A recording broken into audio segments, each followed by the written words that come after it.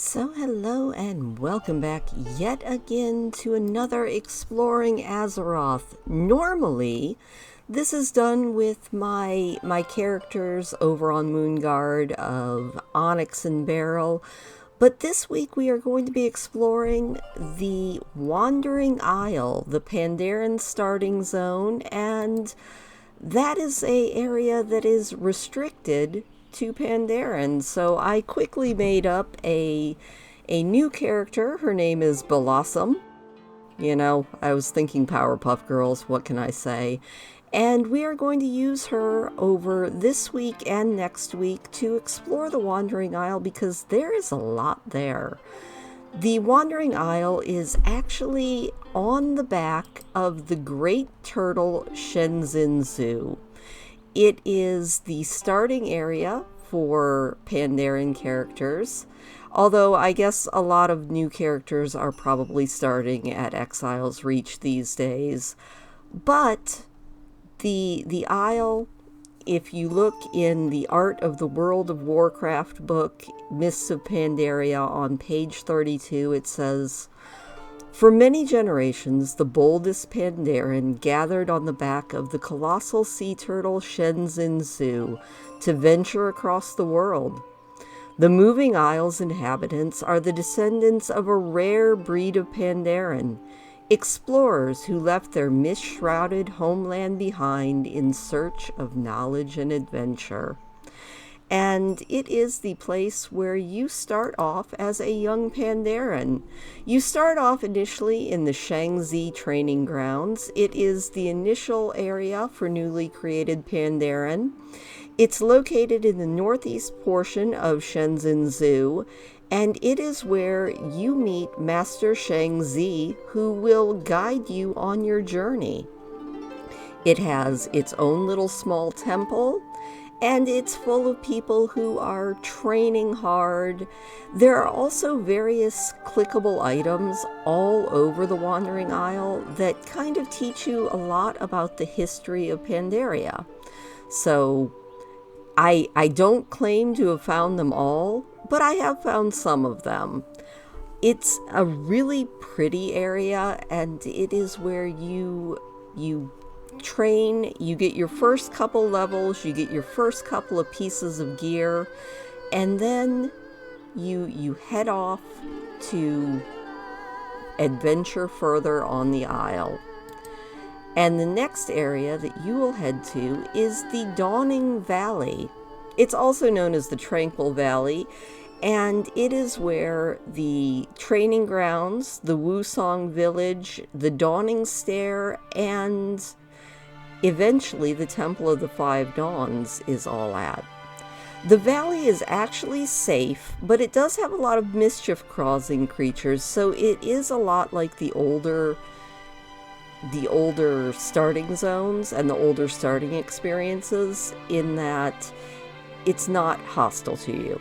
And by older, I mean not during vanilla.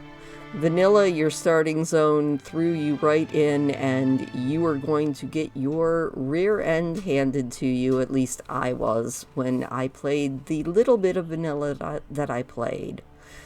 But yeah, there are all sorts of cute little creatures and a bunch of sprites and things, and the sprites in the valley will not actually kill you, at least not yet.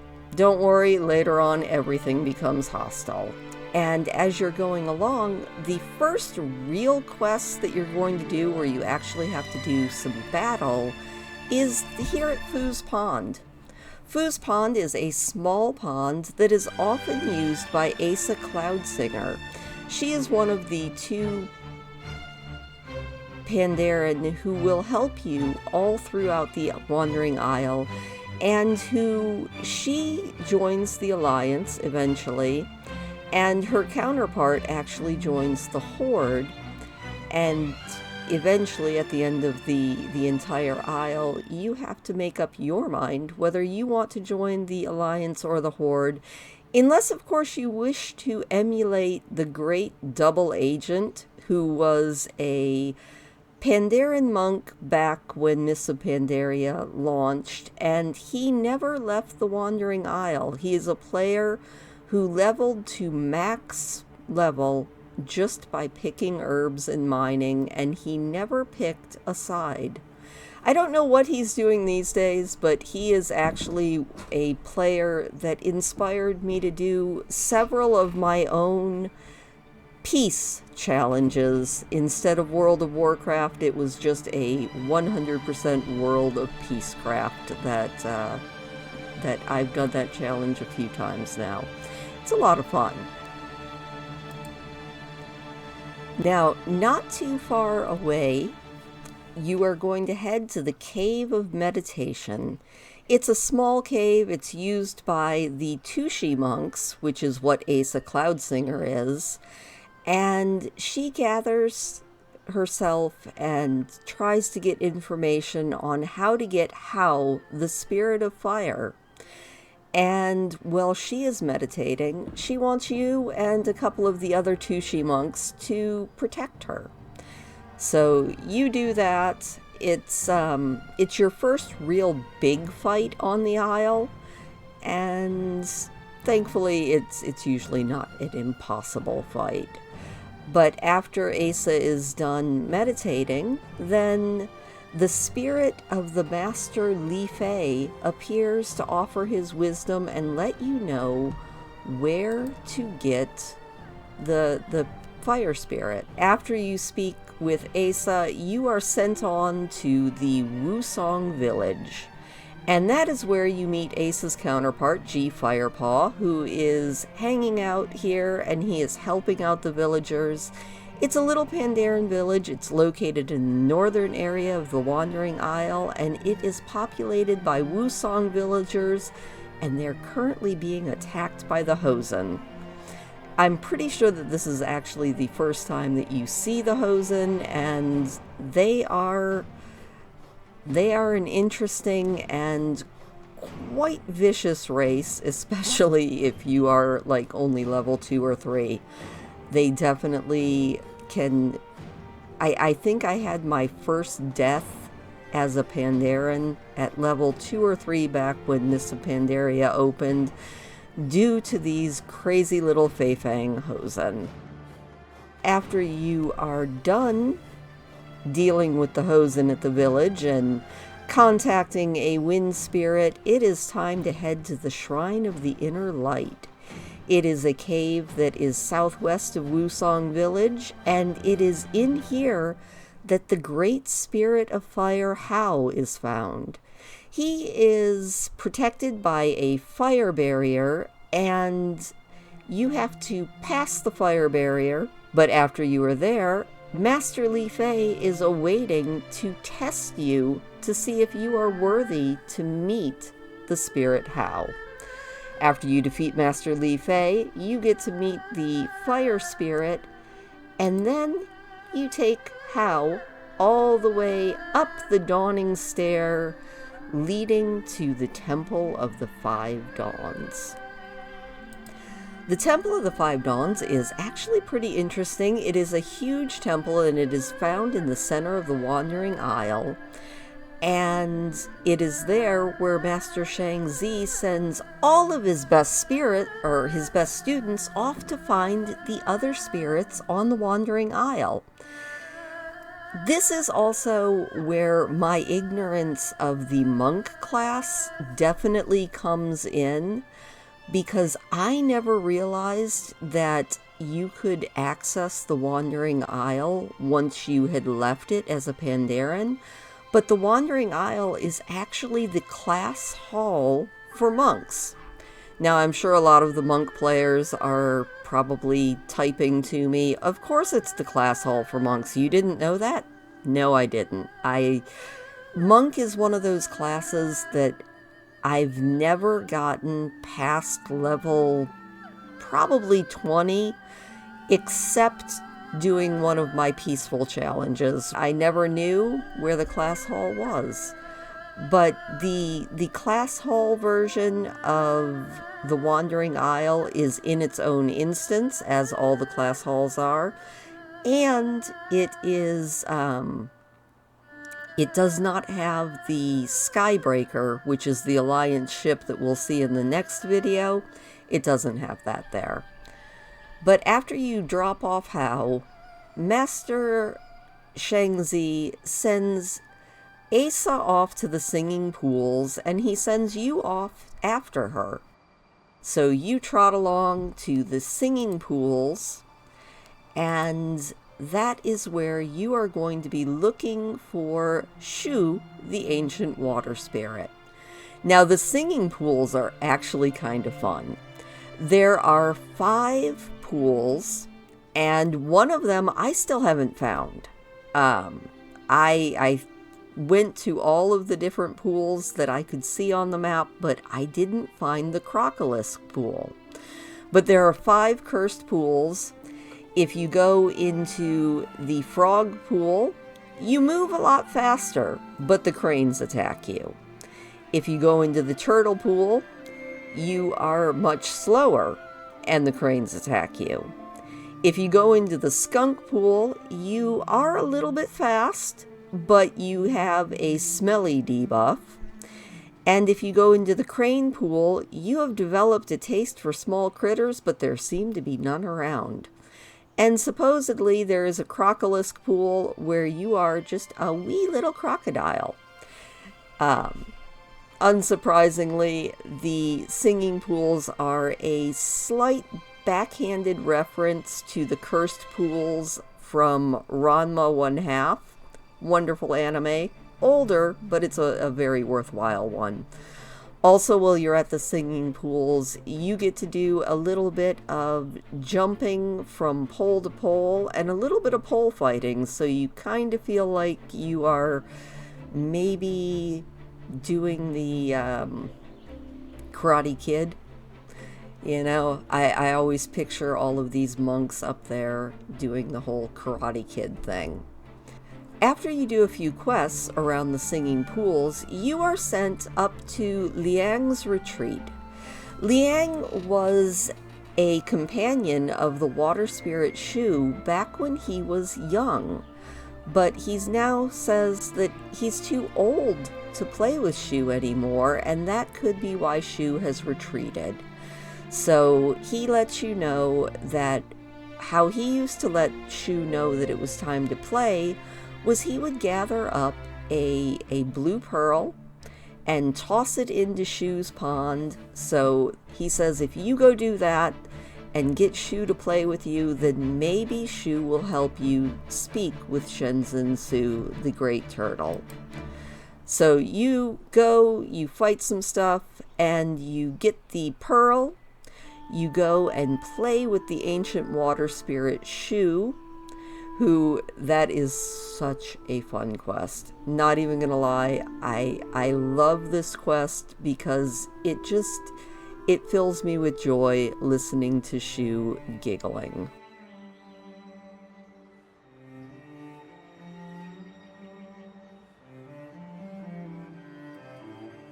After you're done playing with Shu, Asa sends you off on a cart to go and see how G is doing.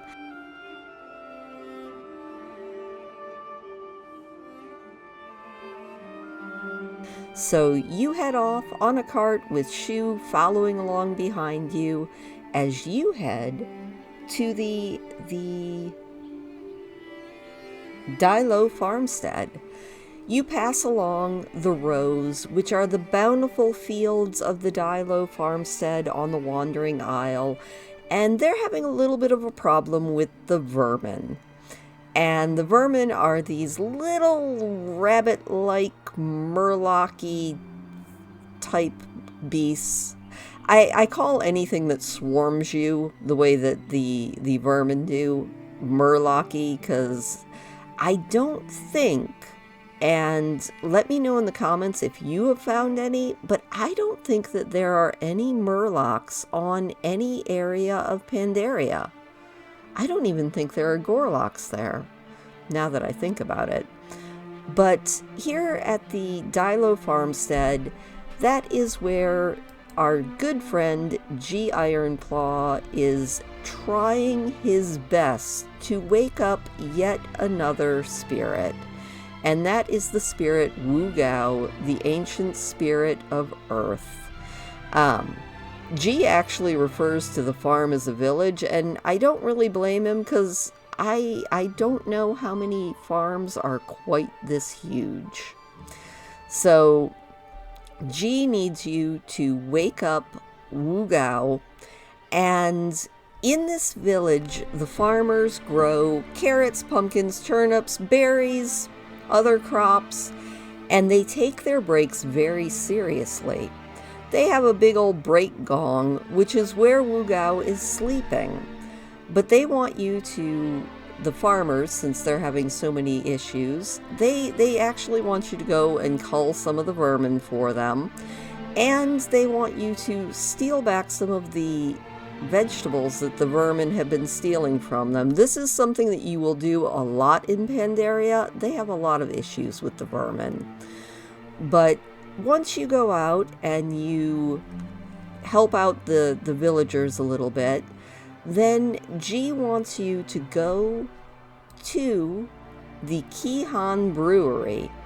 It's a small brewery, one of many that you will find on your journeys through Pandaria, because along with the martial arts, the Pandarin take their brew very seriously. Honestly, it's a beautiful area. I love this brewery. I don't love the vermin that are everywhere. And G needs you to go to the brewery because that is where there is a big old mallet. And he's hoping if he whacks the mallet that it's going to wake up Wu Gao. So G sends you over to the brewery to grab the mallet. And while you're out there, Jojo Ironbrow, who you will see through the entire Wandering Isle, I don't know if he's in any of the other areas in Azeroth. I should look into that.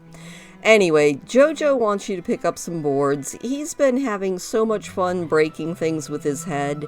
He had you pick up some reeds back at the singing pools, but now he wants some boards.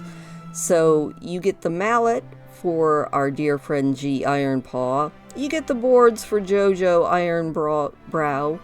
You go back, and G takes the mallet, and he tries to wake up Wu Gao. Unfortunately, it doesn't work, so you're forced to get our friend Shu, the water spirit, to actually wake up Wu Gao so that you can jump on the cart and head on towards the next area. As you go on towards the next area, you're going to cross the Dawning Span. It is a bridge, and it connects the Temple of the Five Dawns to the Ridge of the Laughing Winds. At the center of the bridge is a stairway that leads down into a little tea house, and that is where the lore walkers are giving history lessons to young Pandarin. It is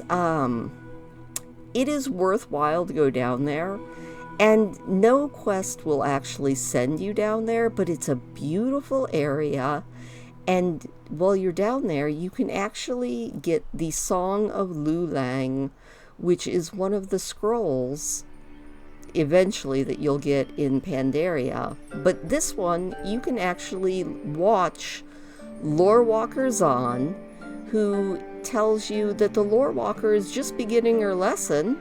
So you go down and listen to Lore Walker Rulin and Lore Walker Amani, or Amai. And they get to teach New Pandarin all about the Wandering Isle and what they're doing on the Wandering Isle. It's really worthwhile to just sit down there and watch it at least once or twice, just so that you get everything. I really enjoy it. Now, after you get off of there and you listen to the lore walkers, then it's time to head on to Mandrori Village. It's a small Pandarin village. It is just south of the Temple of the Five Dawns, and it protects the gates to the forbidden Peiwu Forest.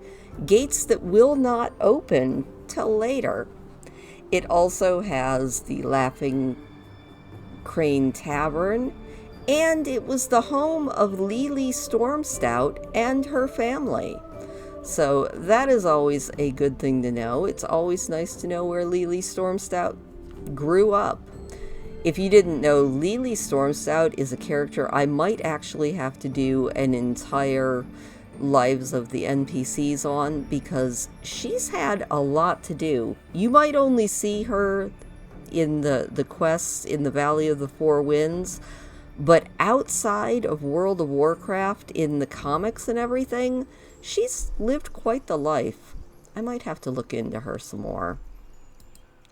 The Ridge of the Laughing Winds is a ridge that's located west of the Temple of the Five Dawns. All around, there are Pandarin scrolls of wisdom that have been defiled by the Hosen, and the villagers need your help in getting their paint pots back, and also in getting their defiled scrolls burned. They don't like the defilement. It's actually really funny because every scroll that you burn kind of tells you what the Hosen think. Things like, when eating a banana, take the outside off. You know, Hosen wisdom. It always makes me kind of laugh. Once you help out the villagers and get all their paint pots back, G needs you to go over and get some fireworks and things from the Fae Fang Village. It's a Hosen village that is just to the northwest of Morning Breeze Village, and it is led by Ruck the Hosen. He has been attacking the villagers, and everybody thinks if you can just fight off Ruck and his Hosen, maybe teach him a lesson or two, that maybe there will be a little bit more peace over in the village. So you and G head out and you fight a bunch of stuff, and along the way, don't forget to pick up the statue head for our friend Jojo Ironbrow, who he's decided that it wasn't enough breaking things with his head that were easy, like boards and bundles of reeds. No, he needs to break rocks with his head. They don't call him Jojo Ironbrow for nothing, that's for sure. But you and G, you go ahead, you take care of the Hosen issue, and then it's time to walk across the rope bridge and talk with Asa a little bit, because she's been out there meditating in the middle of the lake. And what she tells you is that you and she need to head to the Chamber of Whispers. It's a small temple that was built into the mountain where De Feng, the ancient spirit of air, is. And De Feng was scared by Zhao Ren. Zhao Ren is a dragon, and De Feng has hid himself into the back of the chamber, and he's made the wind really, really intense. So be careful, don't go forward until the wind dies down, or you will die before you get to De Feng. So, you know, just word of warning if you're doing that starting zone. But once you get to the back, you coax De Feng to come out by telling him that you are going to take down Zhao Ren. So you, G, and Asa all take out Zhao Ren the dragon by using the fireworks and knocking him out of the sky several times. It's honestly a tougher fight when you're trying to do it for a video, but we got it done. So after that, you are told to go along the Elder's Path. The Guardian of the Elders is a Quillen statue that is found on the Elder's Path. He tests all the Pandarin to see if they are worthy to enter the Wood of Staves. There are many ways that you can prove your worth, including besting them in single combat. Now, honestly, I don't know if there is any other way for a player to defeat him, but Lily Stormstout defeated the Guardian for the right to visit the graves of the Wandering Isle, and she was one of the youngest Pandarin to successfully defeat the Guardian. So that was a fun little fact about that. But after you defeat the Guardian, it's time to go to the Wood of Staves.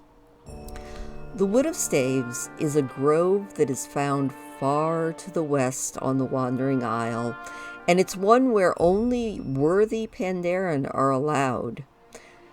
There's a breed of forest sprite here that honestly are, they make Murlocs seem friendly. I think this is where I come the closest to dying every time I've ever started a Pandarin, just because there's a bunch of them. This grove, though, the Wood of Staves, is the final resting place for all the Pandarin elders on the Isle, beginning with Lu Lang, who was the very first explorer to leave Pandaria. He probably traveled to that spot because it also happens to be the closest area where you can see and hear the head of Shenzhen Zhu. He planted the umbrella that he always carried, sat down, and became one with the land. With Lu Lang's death, the umbrella sprouted flowers, and it grew roots, and it turned into a tree. And ever since, the elders have planted their staves here. The most recent elder being Master Shangzi, who you help. He tells you to go out and to defeat some of the sprites and to get him some of the charms off the trees. And then he plants his staff and he passes away. Fun little fact about that. Unlike other trees, the one that sprouted from Lu Lang's resting place turned into a bamboo tree because he carried a bamboo umbrella instead of a walking stick. Also, in the Monk Order Hall version of the Wandering Isle, there is a wall of fellfire barring the monks from coming to this area. So I didn't know that. That one was definitely thanks to Wowipedia. But it's a beautiful area that I honestly wish didn't have so many dang sprites, because I would really like to explore it a lot more and just look at everything out here. Unfortunately, the sprites are going to get you. Anyway, that is where we are going to leave it for this week. Next week, we're going to explore the other half of the Pandarin starting zone, including we're going to check out Shenzhen Zhu close up. So thank you so much for joining me. From me and Miss Blossom, and also from Beryl and Onyx, who couldn't come at least to this area with us. Thank you so much, and I will see you next week as we explore the other half of the Isle.